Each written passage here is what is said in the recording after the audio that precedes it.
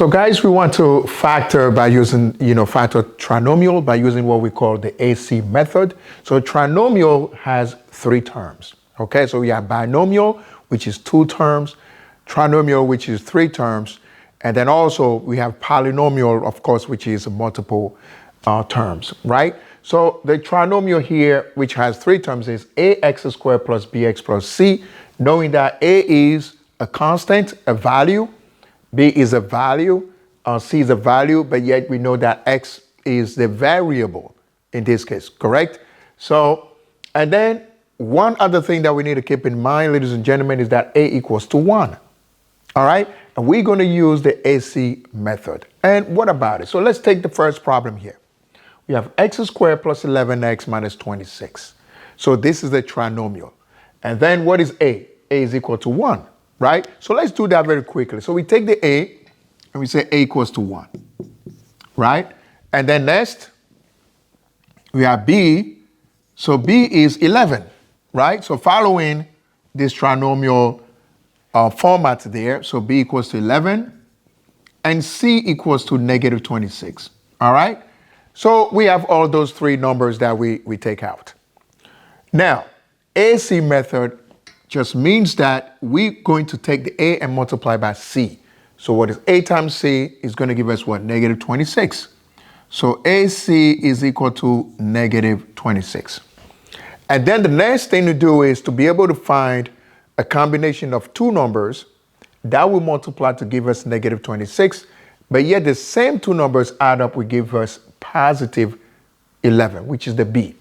So two numbers to multiply to give us the a times the c, and then the same two numbers add up to give us b, which is in this case 11. What will be those two numbers? So the first thing you want to do, since you are not yet an expert, but yet very soon, okay? So now you can just go ahead and then figure out those numbers, correct?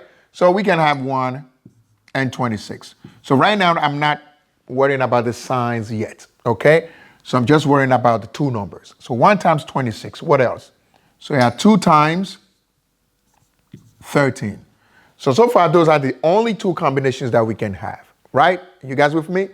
So now the question is, we need to have positive 11 when you add the two numbers up. If these two numbers are positive numbers, when you add them, it's 15. So they cannot be positive 15 and then positive 2.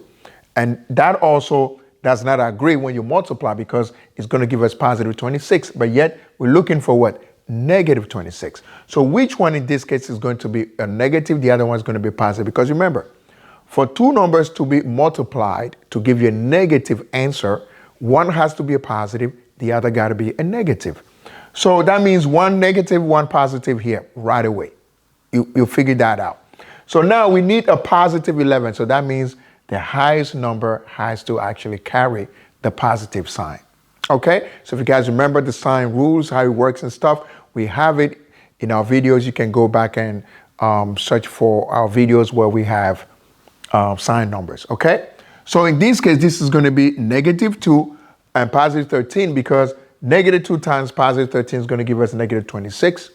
Negative 2 plus 13 will give us 11, or if you say 13 minus 2, which is positive 11, right? So these two numbers are the ones that we're looking for, and then pretty much you are done. That means what? So we have x equals to, so this problem equals to x minus 2 times x plus 13. So these two numbers, those are the same two numbers. So you make up two parentheses. You have your x and then your x, and they have negative 2 and 13 in there. That's it. Done. Or this is just the same thing as having x plus 13 times x minus 2. So it doesn't matter if you switch the positions of negative 2 and positive 2. It doesn't really matter. So these two answers are, one of them actually is correct. Okay, you don't need to put both. So one of them is correct. And then we can even check it. Okay, you guys remember how you multiply, using the Fourier method to get this back. So you can always check your answer back by doing what? So let's take the first one there, the top one. X minus 2 times x plus 13. So we multiply. So we want to make sure that is the same thing as our original polynomial. So, or trinomial. So FOIL says this is the first, right? So x times x is x squared. This is, the outer. So x times 13 is positive 13x. Negative 2 times x is what? Negative 2x. And then last but not least, we have negative 2 times 13 that is negative 26.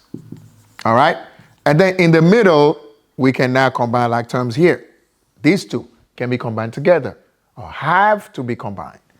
So we have x squared, 13 minus 2 is what? Is positive 11x minus 26. And then voila, you are done. Okay? So that's the same thing as that one. So this is actually your final answer. This one is just to check, okay? So let's make sure that this is just to check. Okay, so that's a check up here. And then we're done for the first one. Okay, so let's go to the second one so we can really have a grip of what we're doing here. So for the second one, we have y squared plus 5y minus 36. Okay, so this also is the trinomial, 3 terms. 1, 2, 3. Okay, so our a here is equal to what? So a will be equal to, so our a equals to 1, our b equals to 5, and our c equals to negative 36. All right? So those are the a, the b, the c. So we're going to use the AC method, right? So that means we're multiplying a by c. So that gives us the AC equals to what? Negative 36. So negative 36 is the a times the c. So again, we got to find two numbers that we multiply give us negative 36. And the same two numbers add up will give us what? Positive 5. Remember? So you got to give us the b, which is positive 5 in this case. All right? When you add. So what are the multiples of that? So basically, we're looking for the multiples of negative 36. So what are the multiples? So we have 1, 36. Again, we don't care about the signs yet. Not yet. So 1 times 36 will give us 36. What else? 6 by 6 is 36. What else can we do? We can do 4 times 9. Right? And what else can we do? Can we do 12 times 3?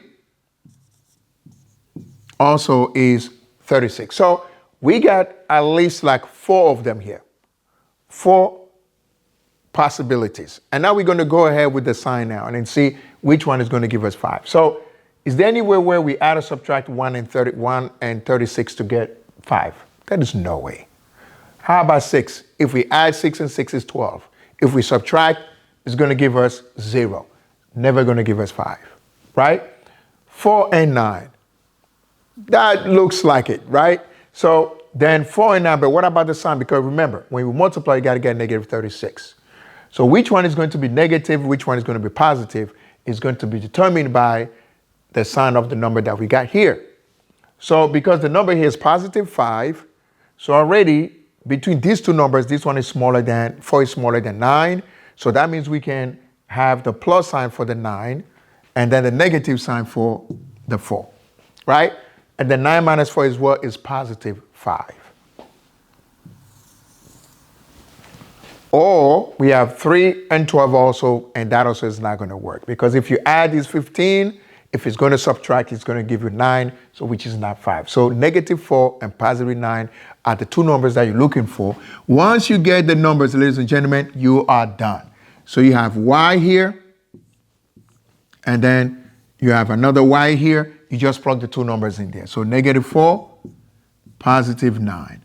Or also, we have y plus 9 times y minus 4. And then you are done. So it's either or. It's not both at the same time. So it's either or of those two answers, and then you are finished. Okay? All right.